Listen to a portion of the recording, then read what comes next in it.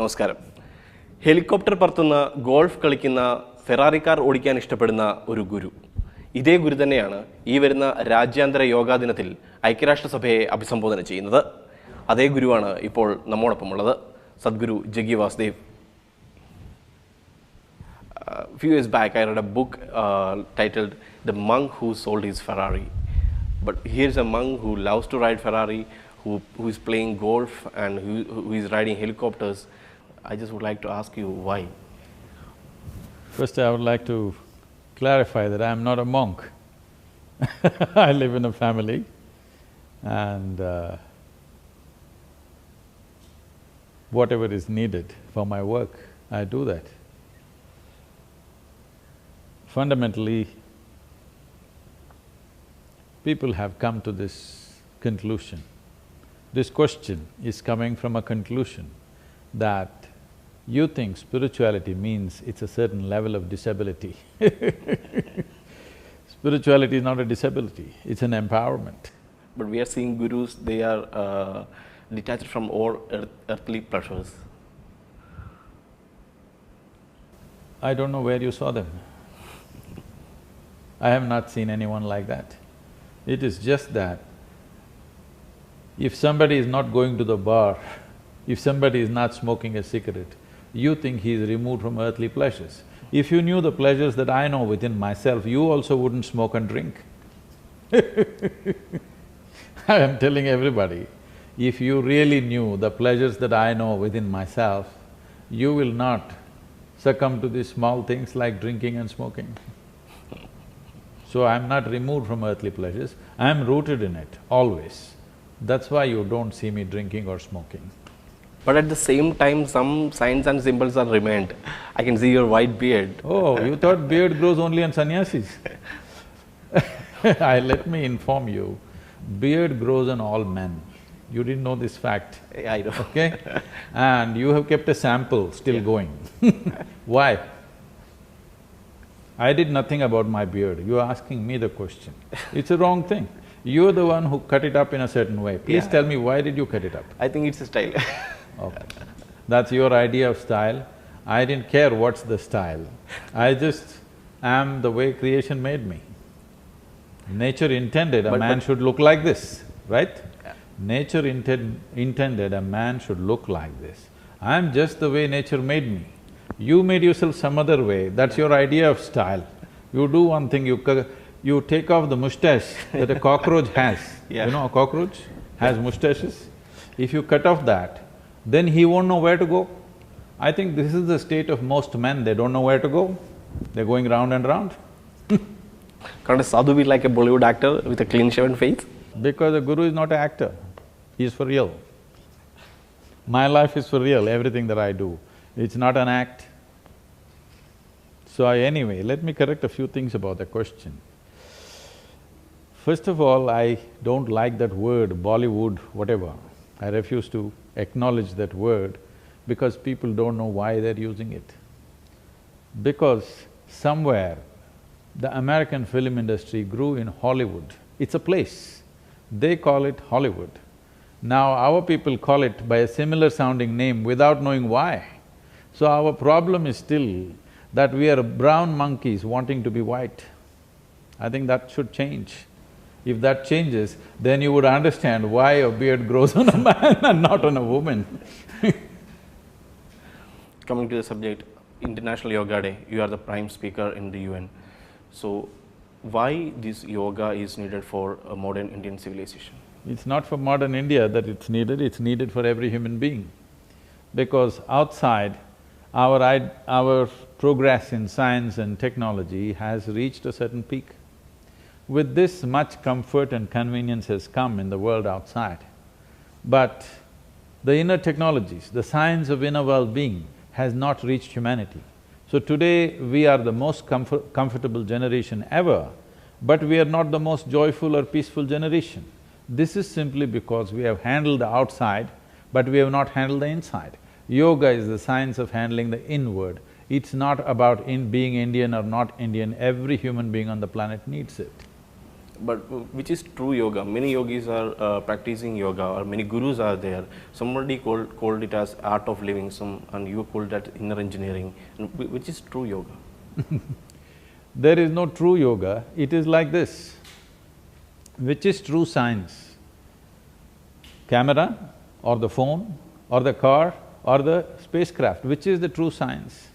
All of it is technology spun out of the fundamental understanding of science.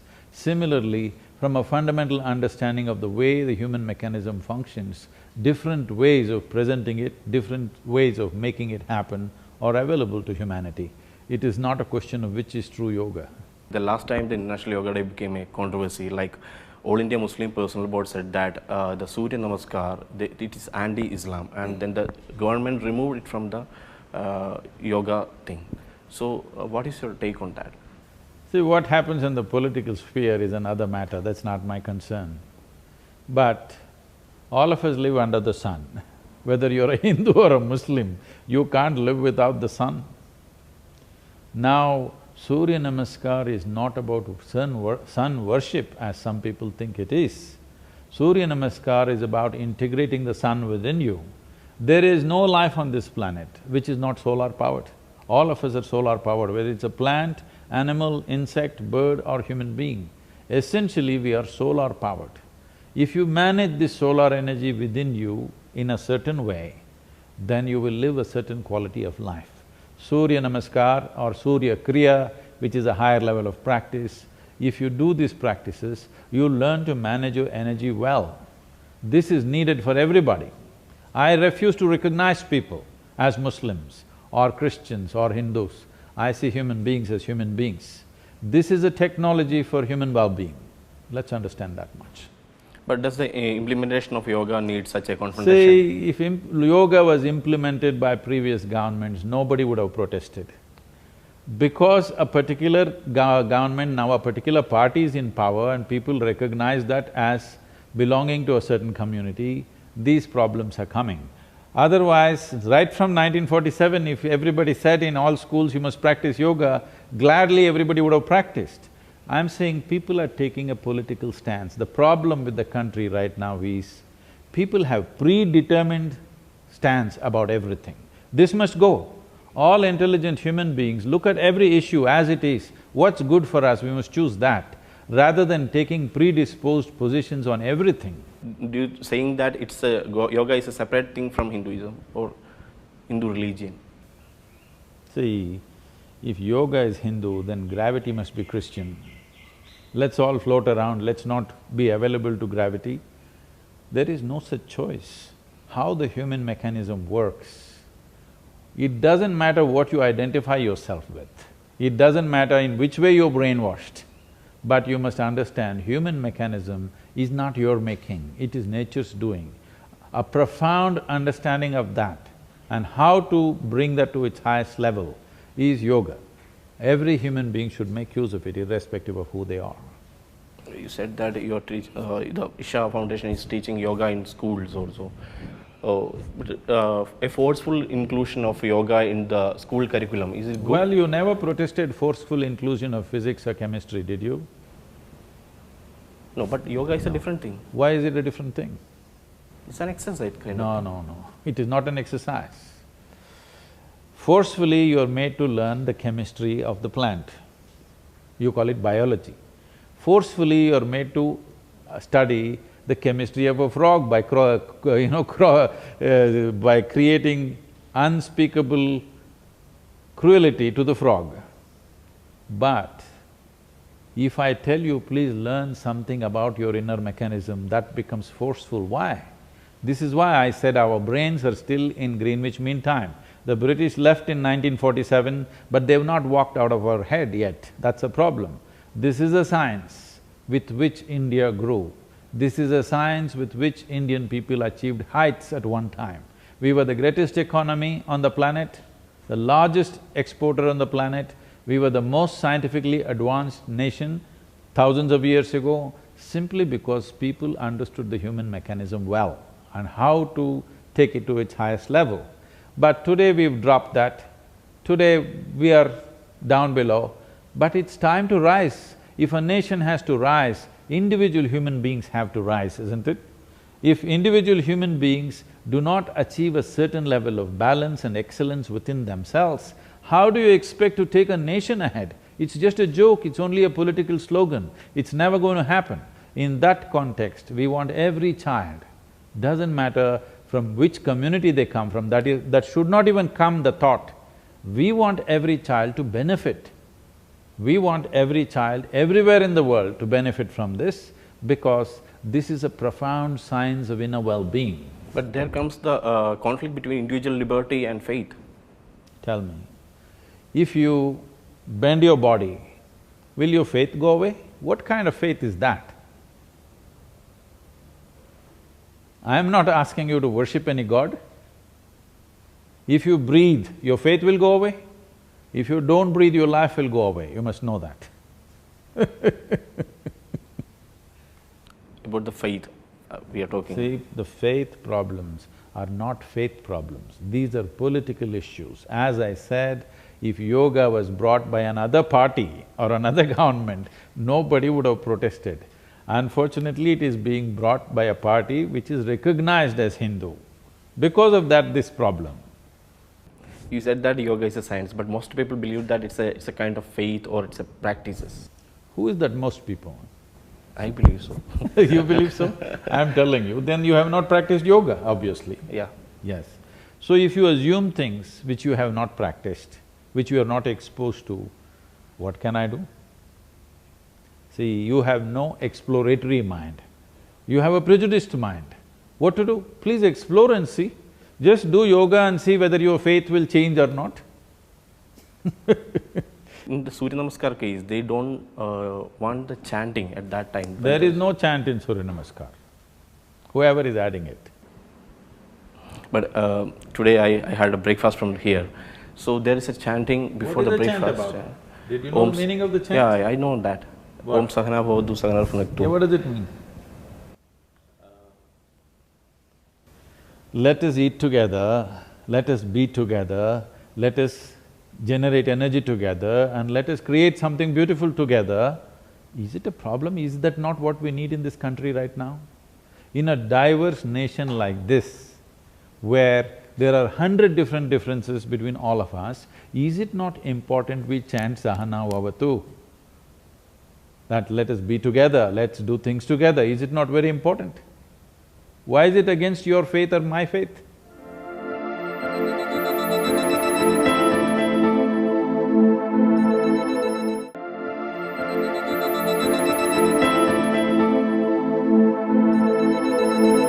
Sadhguru, you said that eat together, but there arose another controversy of beef ban. Oh. The government is the biggest exporter of beef and they are banning people from eating beef. See, this ban has been there for a long time. They're trying to enforce it. There are many aspects to it. It has got nothing to do with religious aspect. Nowhere in any religion it says eat this or don't eat that. Maybe in some religions it says, definitely not in India, there is no such statement anywhere. Only because we are a pastoral nation. That means animals have always been around us. We always understood our well-being and how these animals are treated are very directly connected. When I grew up as a child, I was always shown a particular cow. It had a name of its own and always they told me, this is the cow's milk that you drink, this particular cow. This is a practice in this country that we were not in the past mixing milk from a million cows as we're doing it today and drinking it. We were drinking milk from a particular cow. Today, modern scientists are coming up with this relationship that if you have relationship with the animal and drink that animal's milk, what are all the benefits that it has. Today they're coming up with this we always knew, so they identified a particular cow. I was always told when I was 2-3 years of age that this is my second mother. After my mother, this is my second mother and I'm drinking her milk every day. And there is a certain relationship. Just because she gets old, cutting her and eating it will never arise in my mind. This is an emotion of a nation. This is not a religious stricture, this is an emotion of a nation. And we know, people who have held close relationship with cows, we know that a cow is capable of human emotions. If you are in a deep state of misery, cow will shed tears. Similarly, in this country, over 80% of the population have a very deep emotion towards the cow. In that context, they're saying, please don't kill the cow, don't do slaughter in public, these kind of things. But now you said India is the largest exporter of beef. See, if individual people, out of their insensitivity, they want to eat whatever they want to eat, it's not my business. You want to cut a cow in your house and eat, I will not interfere. But India being a largest exporter of beef is unacceptable when there is such a strong emotion for over 80% of the people about this particular animal. It's time. India needs sense. India doesn't need gurus, India doesn't need politicians, India needs sense.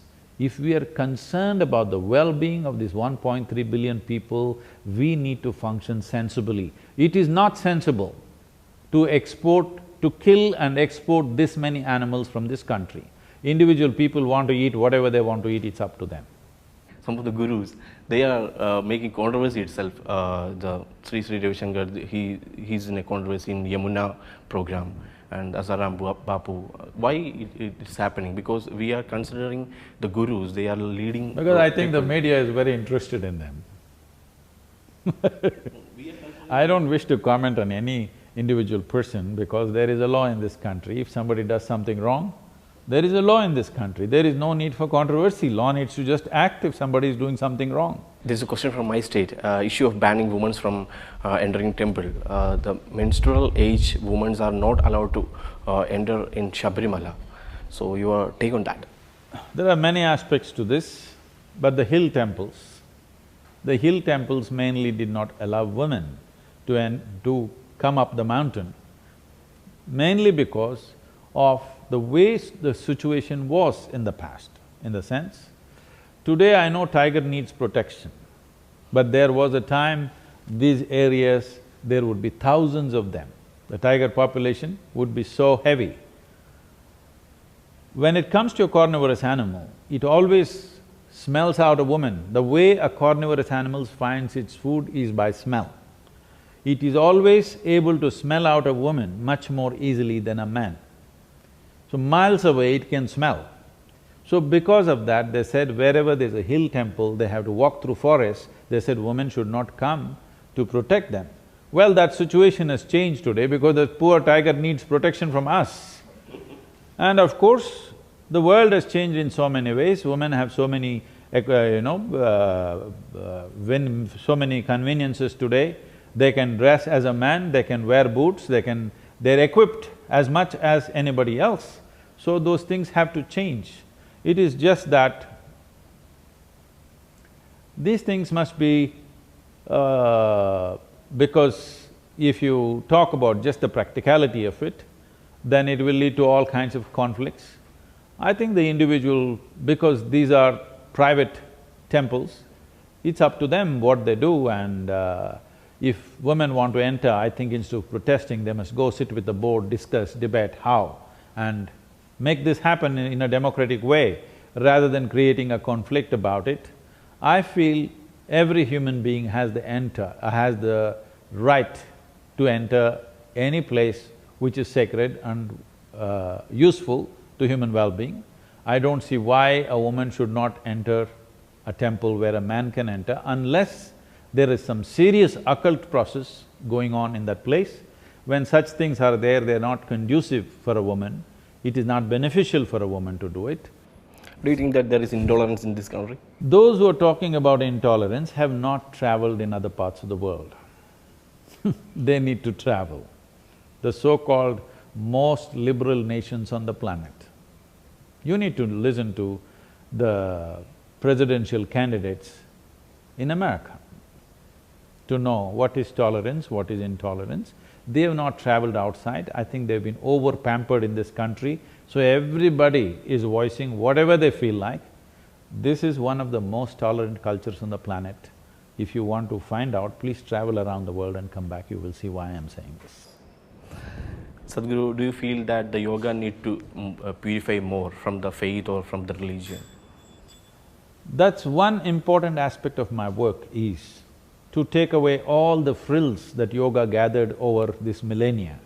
Cultural frills, which are maybe recognized as religious frills. My work is to take away all these frills and present yoga as 100% science, so that it is useful for every human being on this planet. This is the essence of my work. This is why we call this in engineering, technologies for well-being. Technology, we are using the word technology because technology is one thing that'll work for anybody. All they have to use, learn to use it. Now you have a phone, because you're a Hindu or because you're a Muslim, it will not refuse to work. You don't have to chant a mantra to make it work, you just have to learn to use it. This is the same with yoga. The yoga, the way I am presenting it, does not require any faith, does not require any kind of belief system. You don't have to adhere to any cultural practices, you just have to learn to use it. I am making yoga not just not Hindu, I am making it not even Indian, because this has to be universal.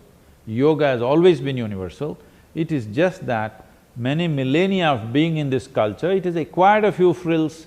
Frills will add color to our life. At the same time, we have come to a time in the world where frills will create discrimination. Because of that, I have sheared off all the frills and made it into an absolute science. This is the essence of my work. One last thing, your message for this International Yoga Day. We're offering yoga in many different ways. Our main focus this year has been schools or a population which is the most important part of our generation, which is the children. When 4 months ago I learnt that over 1,700 children below 14 years of age committed suicide, over 9,000 children below 18 years of age committed suicide in this country, I thought this is bad, because when children start committing suicide, that means we are doing something fundamentally wrong in the society.